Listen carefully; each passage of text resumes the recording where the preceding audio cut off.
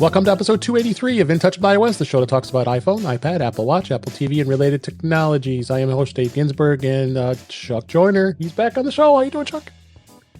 I am officially the bluebird of happiness tonight, David. Good.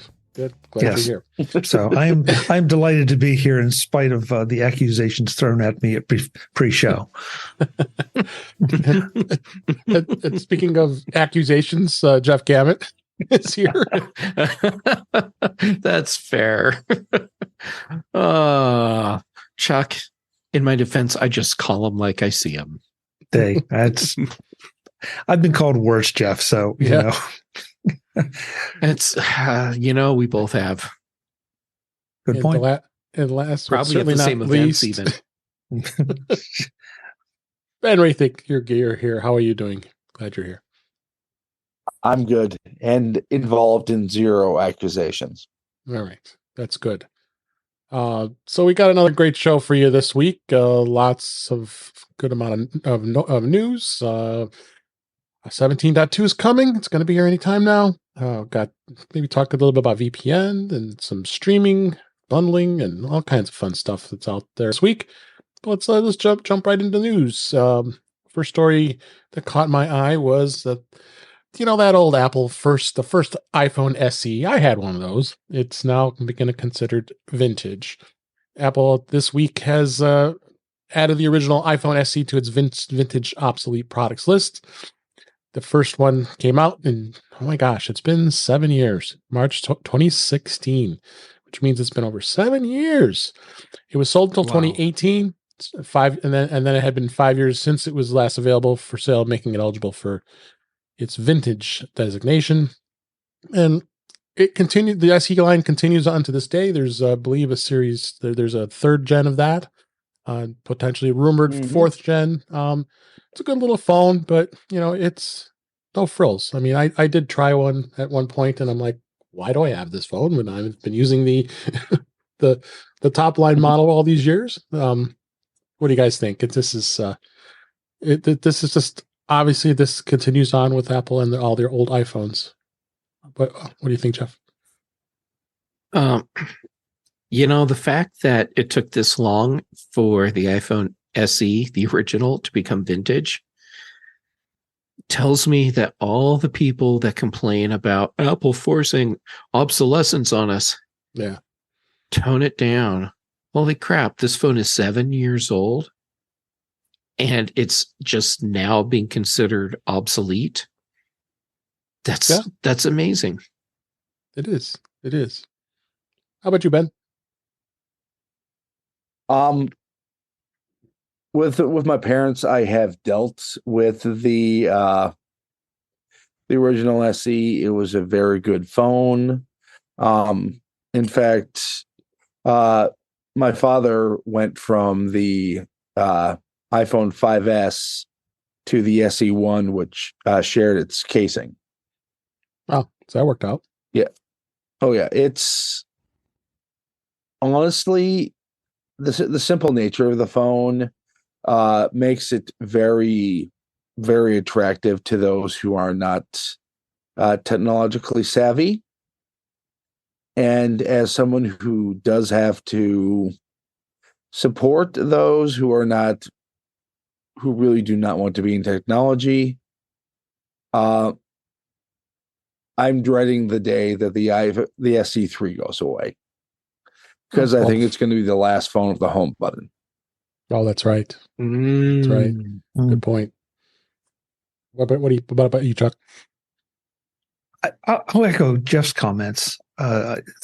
7 years is a long time with given the speed with which phone technology has developed.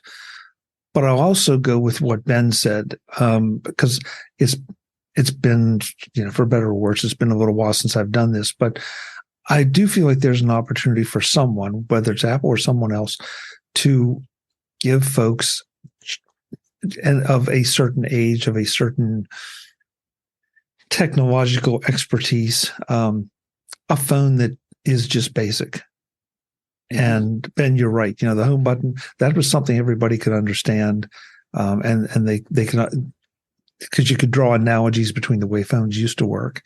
This won't be the case forever because, unfortunately, time marches on, and the folks that need it are going to leave us.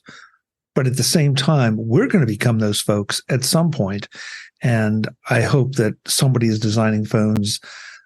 It maybe not this group, but people in our age group, because it still amazes me how many people in our age group are sorely lacking in technical skills. And I don't mean, what we do with our phones or our iPads or our Macs, but just the very basics, and freely acknowledge it like it's almost a badge of honor of some kind. We've focused some on people who aren't as enthusiastic about technology as we are. However, there's another segment where this is a great phone, and it's the people that don't want a phone with a giant screen, because it's a fully capable phone. It's not like it's a stripped down iPhone, because it can do all this stuff. Right. But let's say you have pockets, small pockets on your pants, like they do with women's clothes. Why? I don't know. All right. Now you can put a little phone in your pocket, and it's just a great little thing. So, Ben, you're probably right. The SE3 is the last one with a home button. If my mom's transition from an iPhone 7 to an iPhone 14 is any indication, the lack of the home button isn't going to be as big a deal as some people fear. Yeah. My mom adapted so fast to swipe up. Yeah, no, that's true. All right, let's go ahead. I just have a PSA here. Apple has released a new AirPods Pro 2 firmware, and it was released this week. It's for both the Lightning and the USB-C version. The firmware version is C6B34 from the 632. Again, Apple never provides any details about what features that might have been included in this refreshed firmware beyond bug fixes and other improvements. The way you can check it is if you connect your AirPods to your iOS device, open the Settings app, go under General, tap About, tap AirPods, and you can look for the number next to the firmware version. It'll just update when you connect your phone. I don't think we have to say much else about this other than more of a PSA for you're getting some updates for your AirPods. And the next story here was there is a new app out here called Beeper. And Beeper Mini brings an iMessage to Android with no need for Apple ID sign-in. Beeper Mini, which is ostensibly has brought iMessage to Android devices with no need for the signing in with Apple ID credentials, is launched in the Google Play Store. And the Beeper Mini operates by identifying text message conversations from iMessage users and converts them to the recognizable blue bubbles on their end associated with the Apple exclusive messaging service. That enables Android users to interact with iMessage features such as reactions, threads, high-quality media sharing, group chats without the iPhone users even noticing a difference. So there is continued push to try to get us, those Android users, to work in our iPhone world, right? What do you think of this, Chuck? The backstory seems to be very interesting.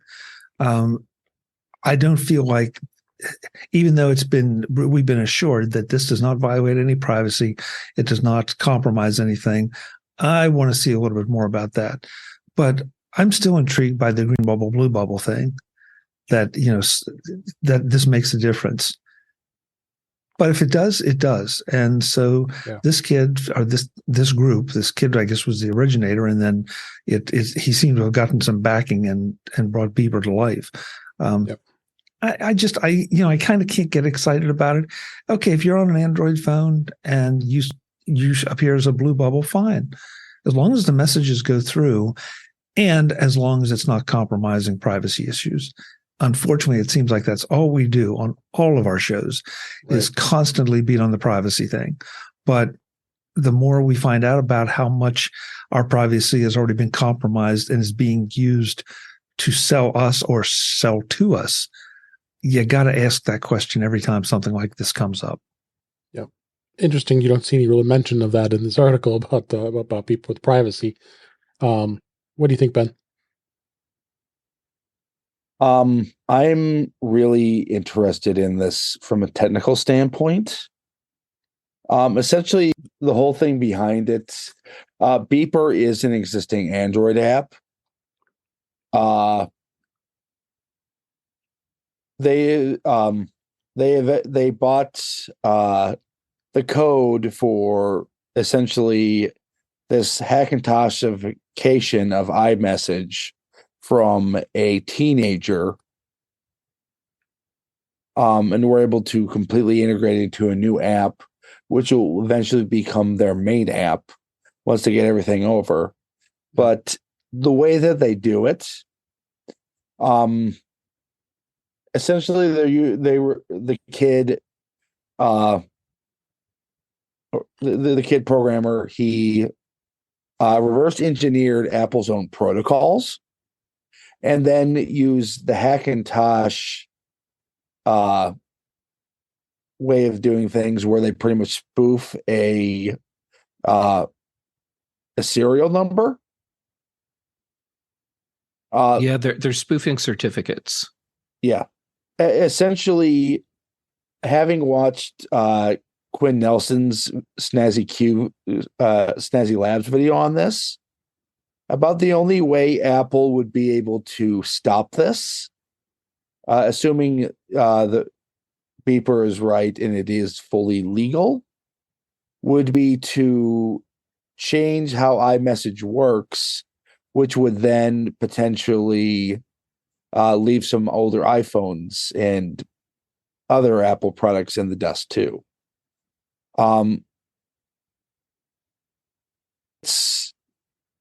It could also, you can also sign in directly to iMessage on device on this without having a relay like in other attempts at this. It's going to be interesting to see how this goes. Yep. Your final word, Jeff.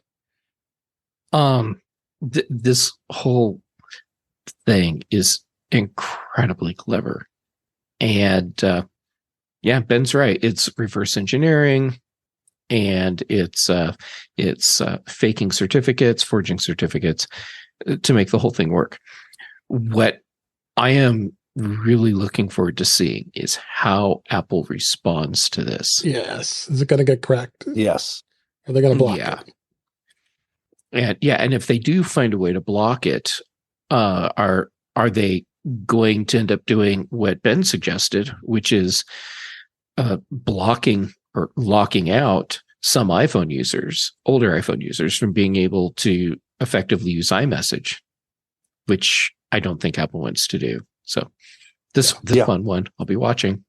Oh, by the way, it's going to be a $2 subscription too. Oh, I hadn't seen that. So really, you're going to pay somebody $2 a month so you can have blue bubbles. Well, that's one way to look at it. The other way to look at it is that you can have end-to-end encrypted messages natively with iPhone users without having to rely on Meta or other apps that are relaying stuff through servers. If it is working as advertised, and that's where I want to see the security people tear it apart and see, and maybe they already have. Maybe that's what you're referring to, Ben. But it just feels too new that somebody I want the people that really know that stuff to go in, dig through it, and tell me it's okay. Quinn. Yeah, sorry. Quinn from Snazzy Labs tore apart the code from it, showed exactly how it worked, and since it's using all Apple's protocols, it looks secure. I would still be really hesitant to share anything. I would agree. I every time every time you think something is just impenetrable, somebody comes up with a way to mess with it. And I don't know. I mean, maybe I've just gotten old, cynical, and paranoid. That'd be a great T-shirt. But it just, for heaven's sake, just go buy an iPhone. Yes. If you really want it that bad, if you really want to be sure your messages are end-to-end encrypted, you want them in blue balls and all, go buy an iPhone. Agree with you with that. All right, let's move on to the next story here. We talked about the end of year awards for Apple on other items like the App Store, but there was an Apple Podcasts announcement that the podcast "Wiser Than Me" with Julie Louis-Dreyfus was 2023's show of the year.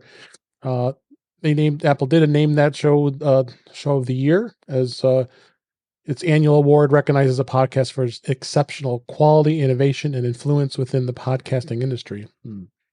Wiser Than Me debuted in April of 2023 and has since garnered acclaim for its distinctive approach, featuring interviews with notable women such as Jane Fonda, Carol Burnett. So yeah, we got some big, high-powered actresses that are involved with this show. But I like Julia Louis-Dreyfus. She was always very. She has done some great work, and it's kind of fun to see that all these mainstream actors and actresses are getting into the podcasting world, because it just continues on as to this day, saying finally they see maybe podcasting is worth doing something, right, Chuck? Yeah, it's the great democratizer, as they say, because anyone can do it. However, the problem that I see here is that it's in some ways like Animal Farm, where all the animals are equal, but some are more equal than others. Yeah. And by that I mean you have the people that can produce a quality show, but then you have the people that have the backing of production studios and production companies to really professionally create a show, the same as if it were a TV show or a movie or a radio show, professional. And that makes it difficult for everyone to compete on that same playing field. That said, it's a great show. Yeah. What do you think, Chuck? I think Jeff said it really well. We knew this was going to happen because this is what always happens. Mm-hmm. And so, the big name stars, automatically she's going to have a subscriber base because of who she is. Right. And I don't know about you, but I got over very quickly because somebody had a podcast with a name that I would subscribe to it. I might try it, but after a while, I just burn out because the content is either the same thing over and over and over.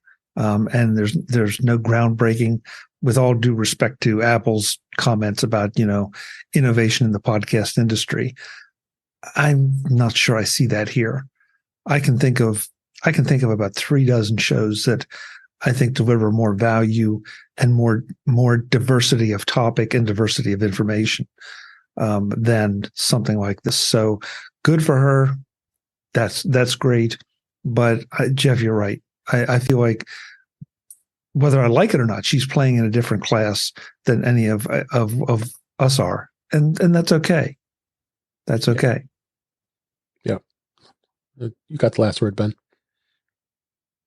Honestly, at this point, celebrity podcasts are the new Cameo. Yeah, I didn't think of that. That's good. I like that. I like it. Well done. Well, we can just wrap up the show right there. Yeah, because that's can't top that line.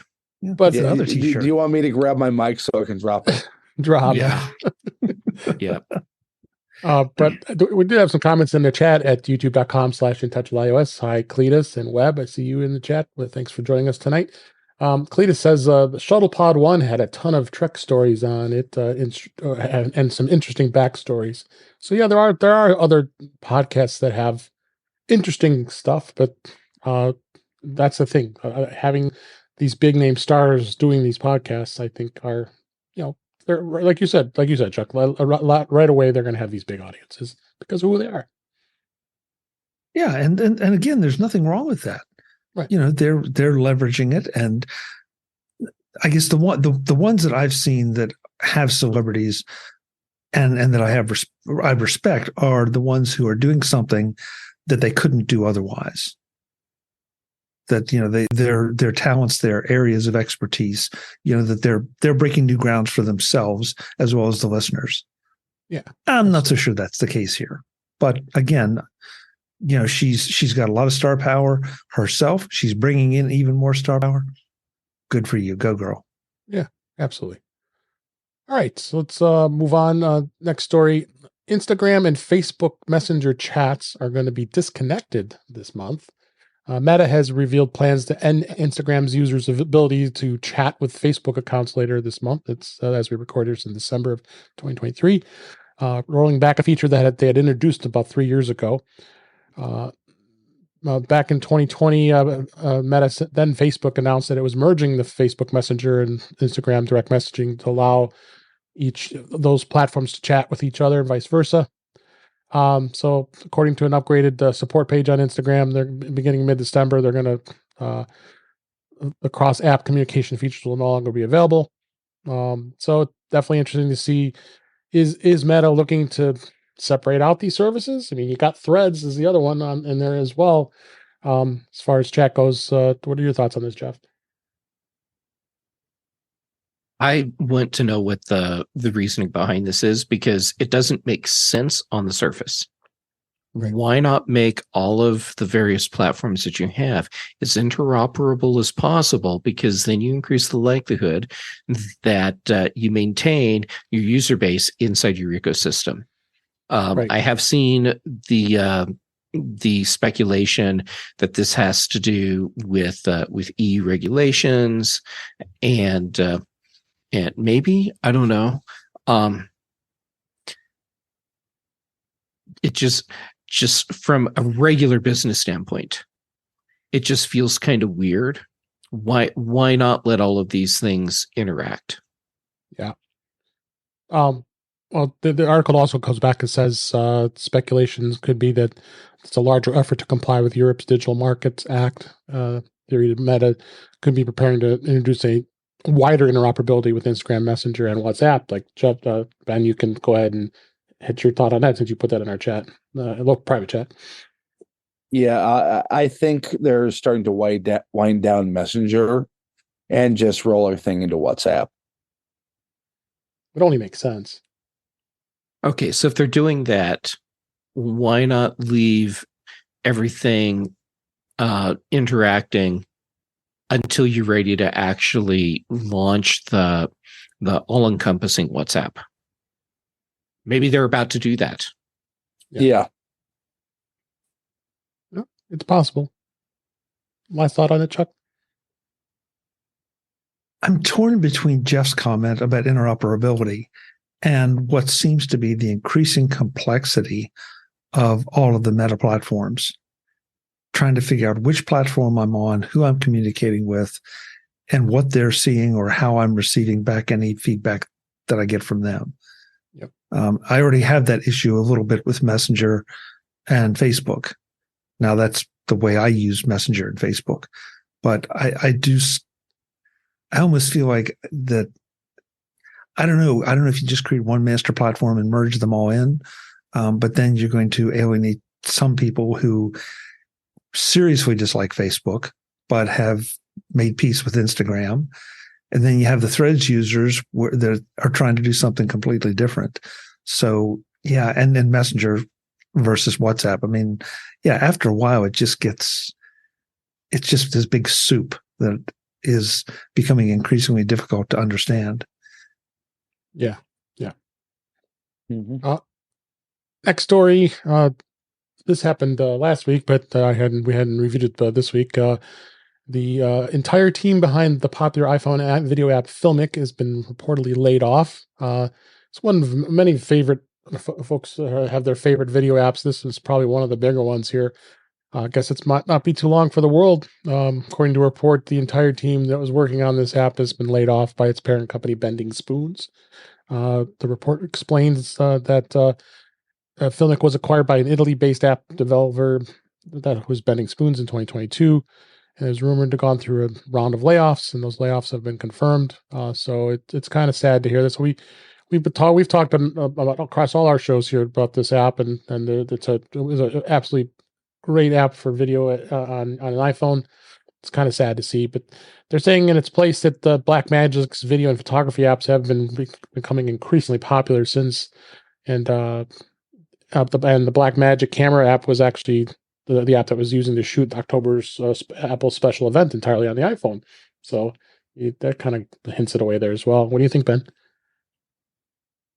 First, I'd like to start with this. In addition to Blackmagic, the Lux, the team behind Halide, is now working on a video app. Okay, but honestly, Filmic was first shown to me by a colleague of mine, Michael Artsis in New York. He did absolutely brilliant stuff when that app just came out. Essentially creating in big budget DSLR setups for iPads.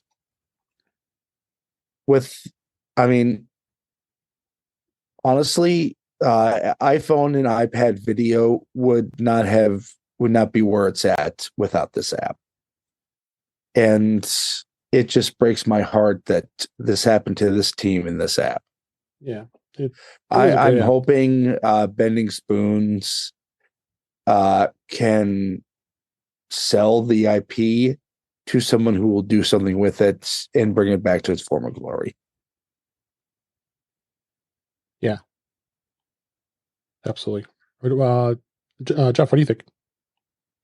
Well, Bending Spoons is a company that's known for picking up apps that need to have some life breathed back into them, and typically, from what I've seen, their intent is to actually keep these apps alive.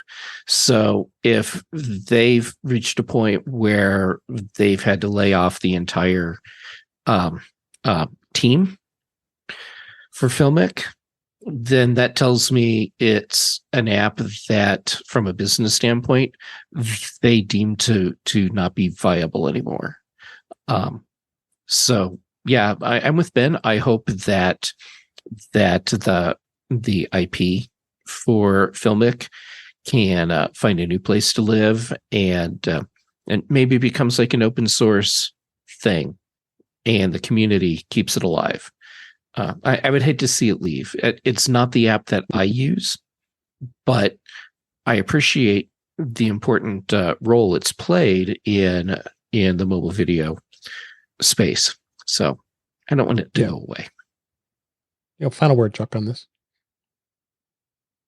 I've had Neil Barham, the founder of Filmic, on my show a couple of times, along with a lot of his staff, at different times at different trade shows. And this was an app that I used to shoot some of the video from a couple CESs. And it gave you things that the native iPhone app didn't. Now, and I don't know that it ever degraded, and I don't think it's been Sherlocked, but the video capabilities of the new phones, with all the different assets and resources and the different modes in which you can shoot, including log, is now a lot different than when Filmic was the star of the show. And so I don't know if it's perceived that there's not a need for this, or that the competition is too stiff, given that one of the main competitors is Apple. I don't know. I'm with Jeff. I don't want to see it go away, but I also recognize that, if it wasn't able to keep up, or if it wasn't able to differentiate itself under Bending Spoons properly, then that may have something to do with it. Yeah, absolutely. All right, let's go on, move on to the news for this week. Starting with beta 17.2, iOS 17.2 is in the release candidate mode, or the fifth beta. It was out this week. And we're getting very close to the final version of 17.2. We did say it was going to be sometime in December. I wouldn't be surprised. It could be as soon as next week as we record this. And we've gone over many of the different added items that are in 17.2. So it's definitely going to be something that we're going to be interesting to see here. So that's iPad OS 17.2 as well as iOS 17.2. Do you see anything different on beta this week, Ben? Well, I did see one big thing that's a little bit further down the list. I don't know if you want to talk about that quite yet. Yeah, go ahead. Well, we finally got some answers on Qi 2. Okay, right. And that it appears to be very, very based on MagSafe, since the iPhone 13 and 14 are being upgraded to Qi 2 with this release. I don't know why the iPhone 12 series was left out. There could have been some changes made with the 13, but this is very exciting for the previous two generations of phones. Yep, well, I agree. Anything stand out to you on your iPad there, Jeff? No, it's just working. Yeah, so nothing too crazy. A couple other interesting things that are popping up, and of course, TV OS and Watch OS. Watch OS 10.2 is out. There wasn't a ton of stuff that was added in the Watch update. They just have a number of improvements and bug fixes, so there really hasn't been a lot of huge standouts. Unless Ben, you notice anything with your watch? Nothing. Yeah. So, but notably, some stuff has changed in tvOS. Believe it or not, we can actually talk about something on tvOS. I know. One of the things was they were talking about making some changes to the remote. I was going through. There was going to be there's going to be some updates as far as very minor in scale, but the app does the TV app now also includes a sidebar that houses content from both Apple services and streaming services. So I've noticed that as I've been beta testing. So you got like the little button at the top there, and it brings down the menu, and now you see Apple TV Plus, the MLS Season Pass, sports, the store, the library, and some dedicated sections for streaming services like ABC, CBS, Hulu. Well, Hulu and Disney are going to be kind of together. You're talking about that a little later. Mm-hmm. So it did have that that really stood out on it. So and they're also going to be eliminating the iTunes movies and TV show apps in 17.2, which I'd never used anyway. I never understood why that stuck around as long as it did. So I think I'm the lone iTunes movies user. Yeah. So I think they found them at the same time as they found the Trailers app. Yeah. I was the lone Trailers app user. Anything you used on this? Did you ever use that, Chuck? Trailers app? Yep. Yeah, any of those apps? I mean, dabbled in it. I can't say I was a user. I knew what they were. I knew they were there. Occasionally somebody would steer me to one, but yeah, they weren't on my list of hits. Okay. So there'll be a few things you'll see in that.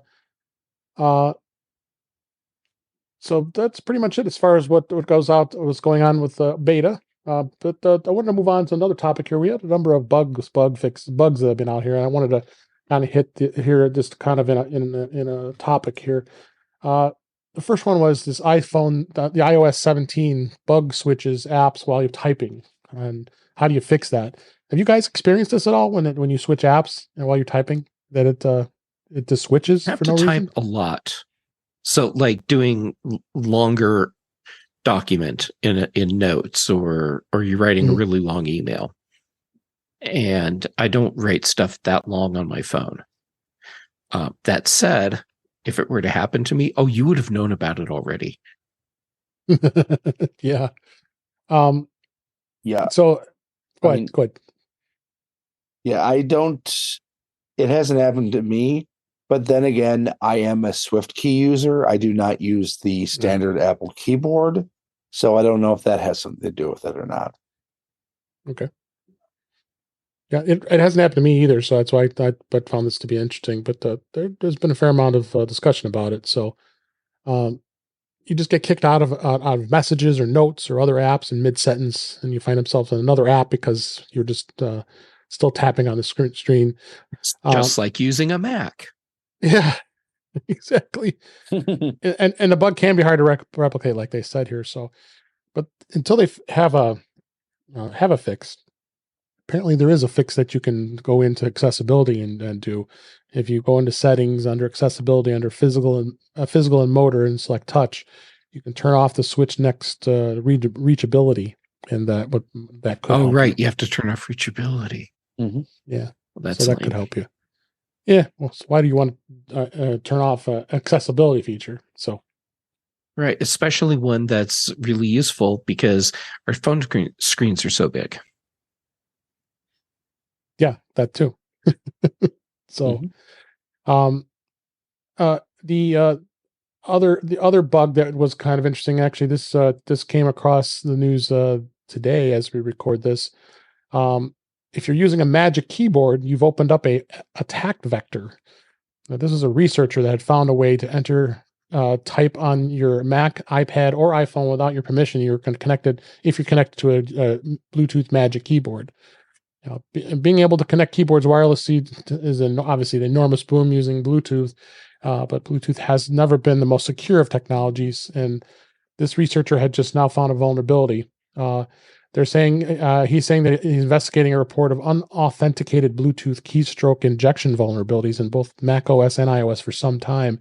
And at this point, he still thinks that Bluetooth was probably okay-ish. But the mirage of, I like that word, is the mirage of Apple security was starting to fade. So I guess what it is you can the vulnerabilities are working by tricking the Bluetooth host state machine into pairing with a fake keyboard without user confirmation. An underlying unauthenticated pairing mechanism in the defined in Bluetooth specifications continues an implementation of specific bugs or exposing that to the attacker. How do you protect yourself? Doesn't that make it a Bluetooth in general thing and not just a Magic Keyboard thing? That's what I'm thinking. We're going to hit another story here just a bit about Bluetooth, but that's what I'm thinking with this. That's what I found this to be intriguing. This has been unsecure for a while, but no one's really made such a big deal out of it, right? Yeah, that tells me it's probably not as big of a problem, practically speaking, as it sounds. I mean, yes, this is a big problem, but if we're not really seeing this exploited, then it's probably not that big of a situation or issue in the real world. But still, I'm trying to figure out why are they saying, hey, it's a Magic Keyboard thing when it sounds like it's actually a Bluetooth thing. Yeah. Seems it. Because it's Apple. That's why. I mean, oh, right. Because that's how you get the clicks. Yeah. David, go back and do that quote again where was it? The veil of Apple security or something is, fading. Come on, guys. Anytime you're doing any kind of wireless communication, you're a lot more vulnerable than if you're using wired communication. It just is. And I'm not.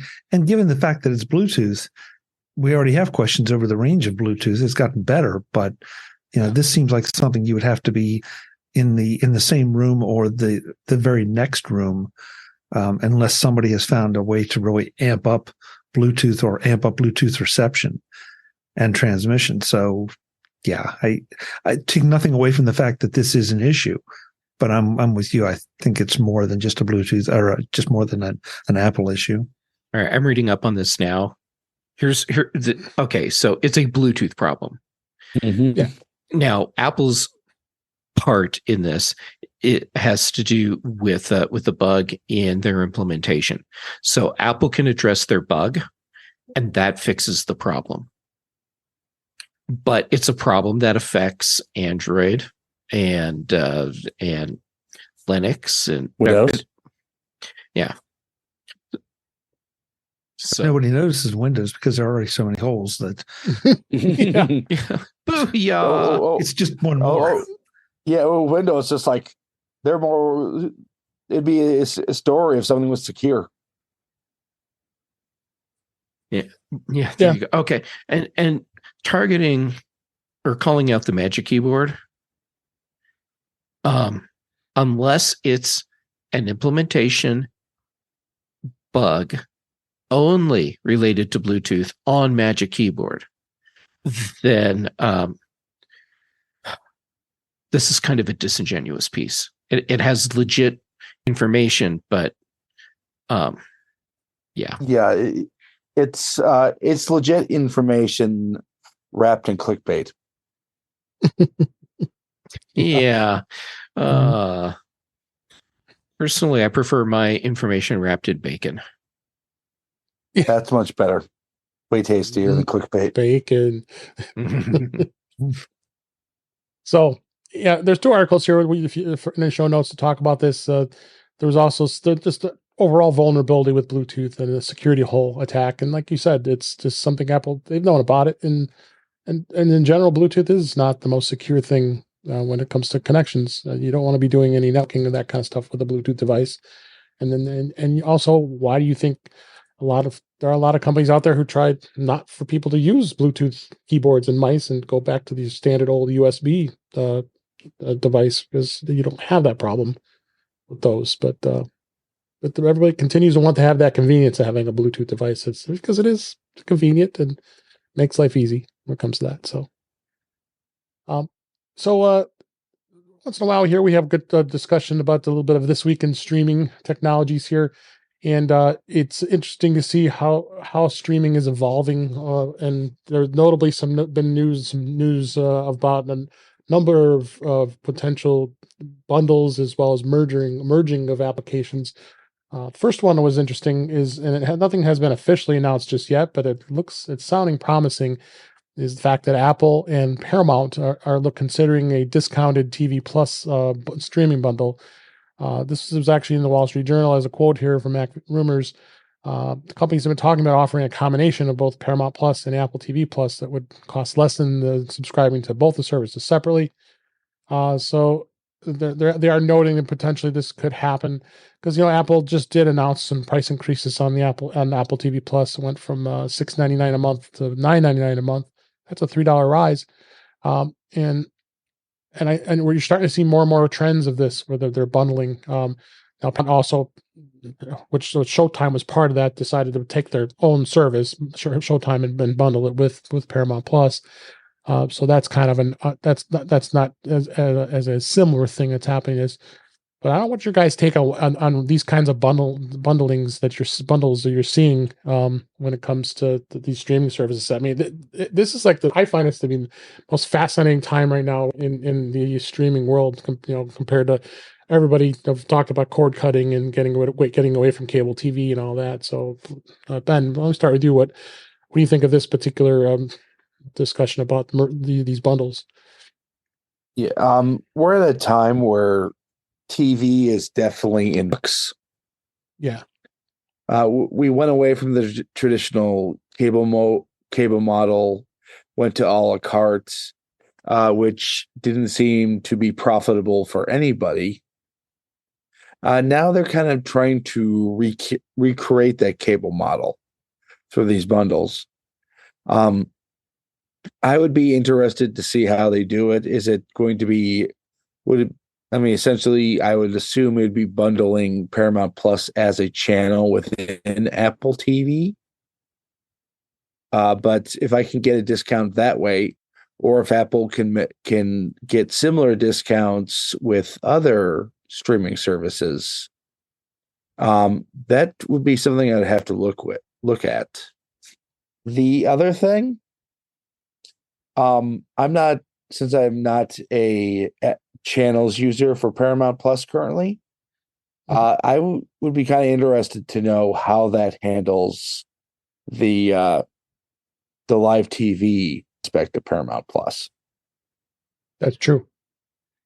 Because speaking of that, you also have Hulu and Disney are now merging their apps into one. So the Hulu standalone service, not the live TV version of it, the customers who subscribe to that bundle already, you can now access Hulu content through like a universal Hulu Disney Plus beta app that's out there right now.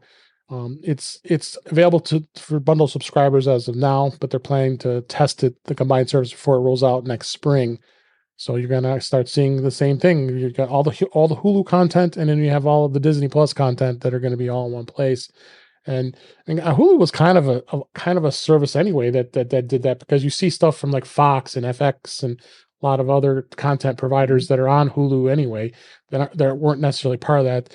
One of the things that really stemmed this merger of the apps is because Disney decided to buy out the rest of the 33% of what Comcast had owned of Hulu. So now Comcast just go on their own merry way. Let's let this service do its thing. So, what do you think, Chuck, on these kinds of bundles? I'd like to hear your thoughts. I think the bundles are fine. I mean, if it helps the consumer, what I think is interesting, bundles are one thing. This combining of services, merging services, wrapping services into another. Yeah. We're back to the whole where is my show and how do I watch it thing. And every time you make one of these changes, I think it looks good in the boardroom and it may even look good in the engineering department, but I'm not sure that anybody is looking at a user acceptance or user experience angle. And it just, I mean, every time I turn on my TV, whatever that means anymore. Does that mean I'm turning it on to streaming, or does it mean I'm turning it on to broadcast or something else? I don't want to have to go and look all the time. And so many of them, especially notably Amazon, they're constantly throwing things up at me saying, here, check this out, check this out, check this out. It's like, okay, I freely admit sometimes they'll throw something at me. It's like, hey, that looks interesting. Maybe I'll put that on my list. But for the most part, and I mean, I may be an outlier, but when I turn it on, I've got a pretty good idea of what I intend to want to watch. Not like it used to be, so I'll sit down and see what's on TV tonight. No, I know where I want to go, but you're constantly trying to distract me, or worse, put up barriers to me getting to where I want to go. And so that's, and I realize that was not exactly your question, Dave, but I think that there is that's part of an answer. Because Hulu, what was it? Hulu and Disney. Did I have that right? Did they? Yes. They wrapped it into one app. Okay, well then what the heck is that app? Yeah, but what is that app going to look like? And how much as a new user am I going to have to struggle to find what it is that I wanted to see? And I know it's there. I just don't know where to find it. That's a real challenge. For me, I liked the Disney Plus interface far more than Hulu's. So testing it a little bit myself, it's a lot easier for me to find content on Hulu now. Plus, it's one less app to look through. Yeah, that's a fair point, Ben. And so maybe I am looking at it wrong. I do think, though, that it's healthy that if I'm a content provider, if I'm one of these services, I'd like the idea of being able to partner with Jeff today and see how it goes. And if it's not going so well, or if Ben can give me a better deal, maybe next week I'll partner with Ben. Or maybe I'll partner with both of you and we'll either do a mega bundle, or I'll just have two separate bundles, depending on what you're each delivering, that would complement what I'm offering. I mean, your head can swim with all the options, and that in itself is a bit of a problem. And really, and then go back to the content itself, accessibility. You have it in every place that you can really conceivably think as far as accessing this. Mm-hmm. Apple TV, Roku, at Google TV, you have all those set-top type boxes. You got your built-in smart TV. You can access this stuff. So where is this all going to go? And when they start bundling these apps, now all those services have to make all those devices have to make the adjustments by getting the developers to create their new apps and getting them to work right. And it's going to get a little interesting to see how that particular service works, specifically Hulu and Disney. Oh, and meanwhile, I don't know that anybody's invented a time machine. There are only so many hours in a day that you can dedicate to watching videos. So therefore, I think that most people are just going to become even more intentional than they are now.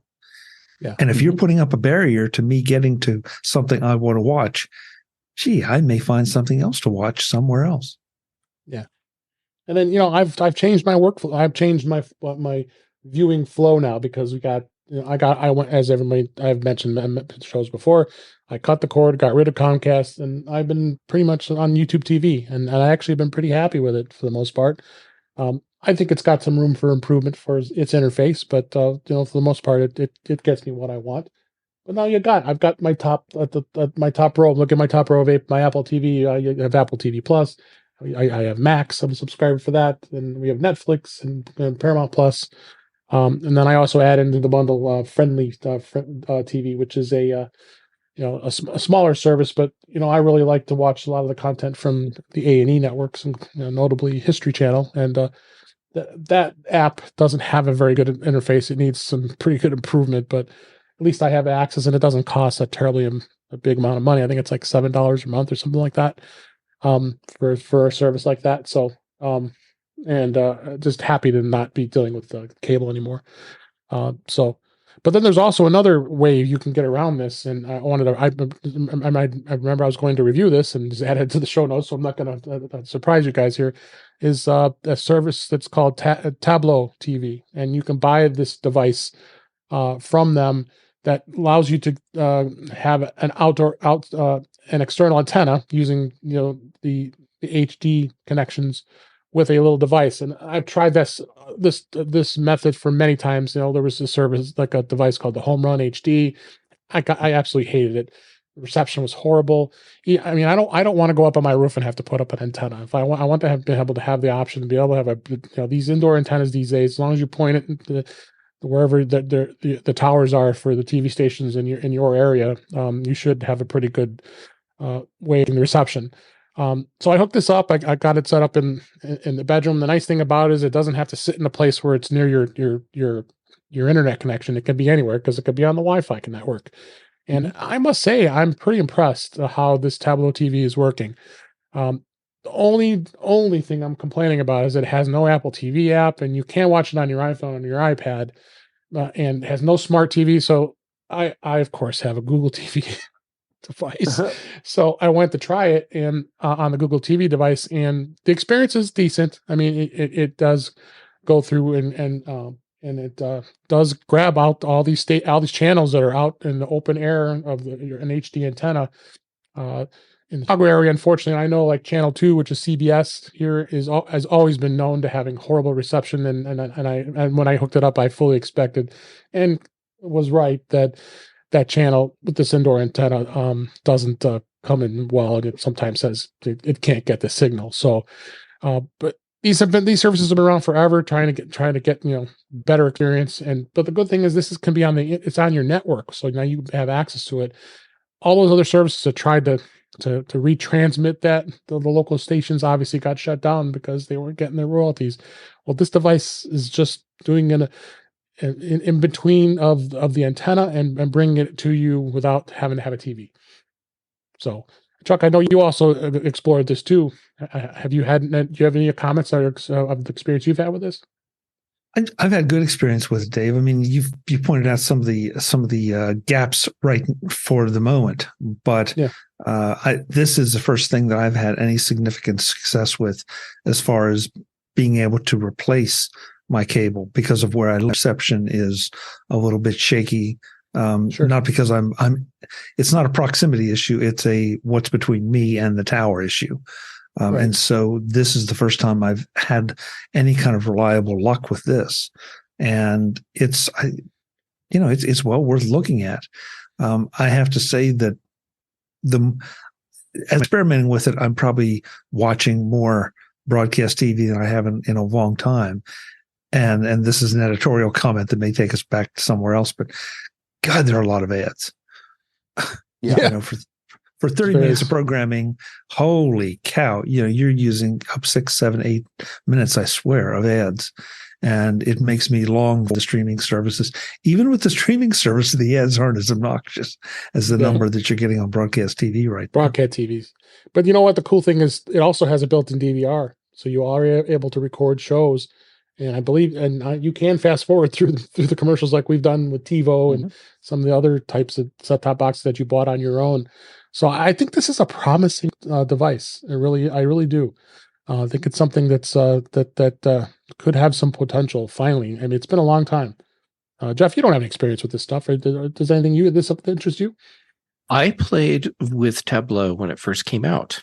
Yeah, they had the old version. Yeah. Mm-hmm. Yeah, and back then it was a little black box, and It was great. And I loved that it let me grab content from wherever I needed to get it, and the device could live wherever it needed to because it was just on the network. I think Tableau's a really great thing, and if you're a cord cutter and you want your def over-the-air local TV, this is a great way to do it.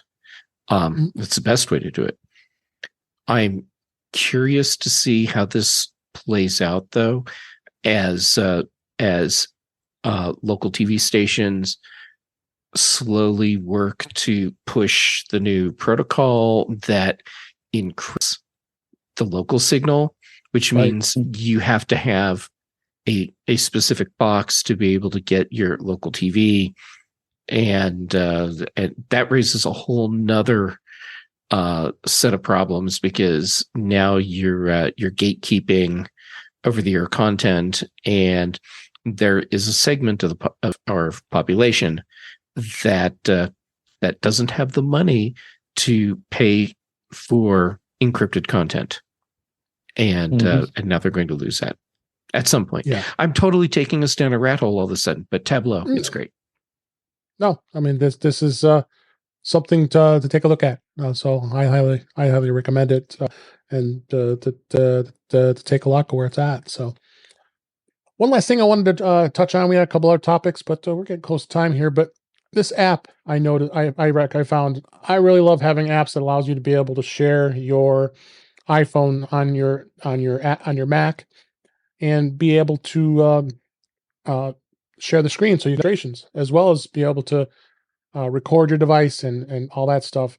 And I've used many. I've had many of these types of applications before, but this one looks pretty gosh darn good because it's the best part about it is it's very quick and reactive when you're moving your device around, because I'm always dealing with it having a bit of a lag here.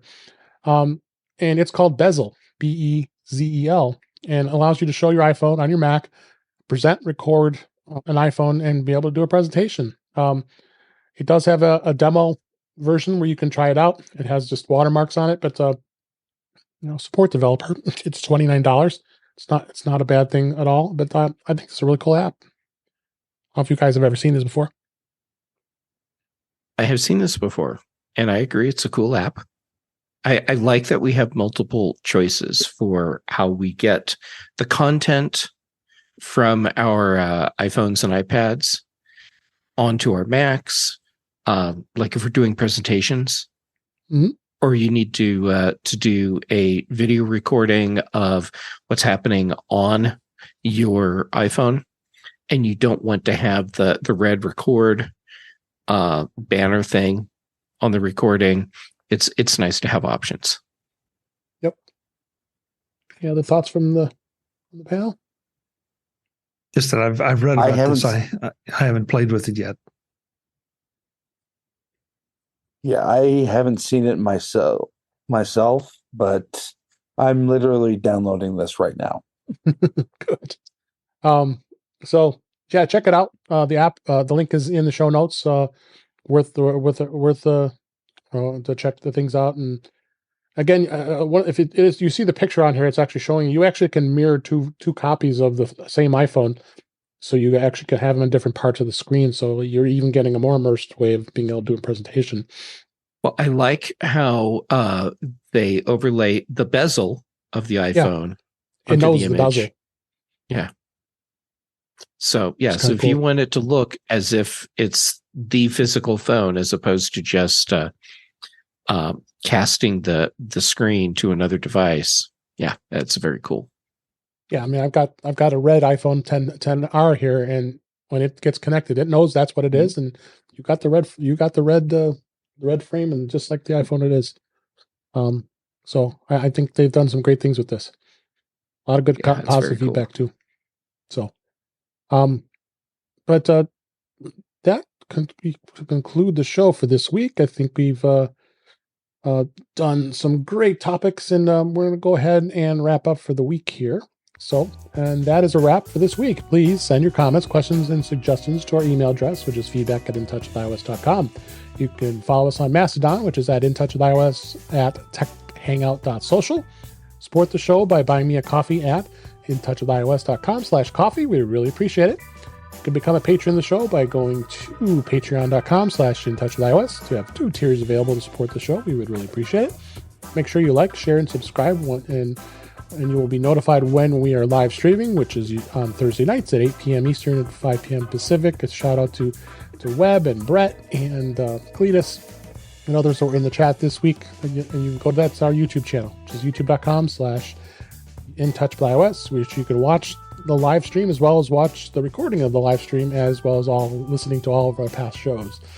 Visit In Touch with iOS magazine on Flipboard, where many of the topics we discussed are flipped into the magazine. That link is in our show notes. You can subscribe to the show in your favorite podcatcher, including Pocket Cast, Overcast, Apple Podcasts, many others. But better yet, just go to our website at intouchwithios.com, where all the links to all the ways to listen to us are there. I'm Dave Ginsburg. You can find me on Mastodon at DaveD65 at Mastodon.cloud. And Chuck Joyner, thanks again for being here as well. And where can people find you? Hey, David, thanks for having me as always. It's always a blast. MacVoices.com is where you'll find me. We are still releasing holiday gift guide shows among our other Mac Voices content. We do a live show Tuesday nights, 8 p.m. Eastern, 5 p.m. Pacific on YouTube at youtube.com/MacVoicesTV with all 3 of these delinquents and some of our other friends. And it's always a whole lot of fun. David seems to keep better control of his guests than I do. I don't know why. But it's the same guests. Yeah, I know. That's the disturbing thing. Dave, you got to talk to me about that later. And on any of the socials, you can find me as @Chuck Joyner. Thanks again. Thanks, Chuck. Appreciate it.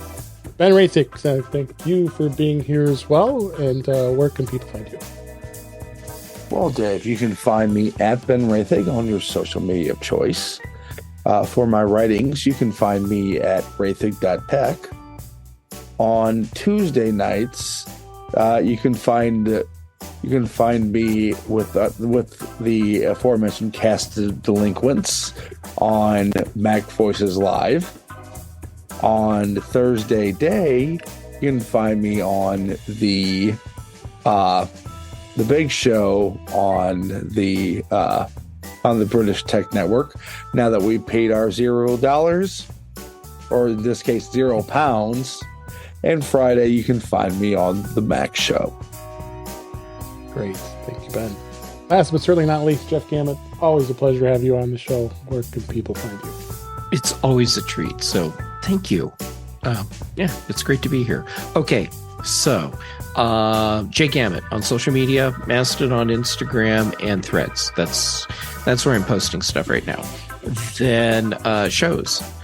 Mac Voices Live on Tuesdays, then here on In Touch with iOS on Thursdays, then for the British Tech Network, Thursdays on the Big Show, Fridays on the Mac Show, and also Brian Chaffin and I, who do the Context Machine. Great. Thank you, Jeff. And thank you for listening. We hope you enjoyed the show because we enjoyed doing it, and we'll talk again soon.